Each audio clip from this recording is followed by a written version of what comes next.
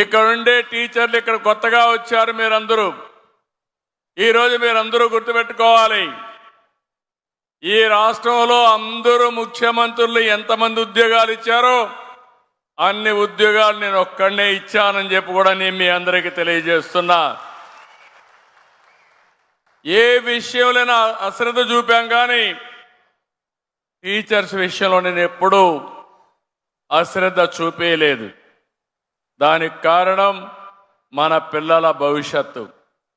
ఈరోజు ఇక్కడ కొంతమంది మాట్లాడారు, వాళ్ళ ఏవిఎంలు చూసాం,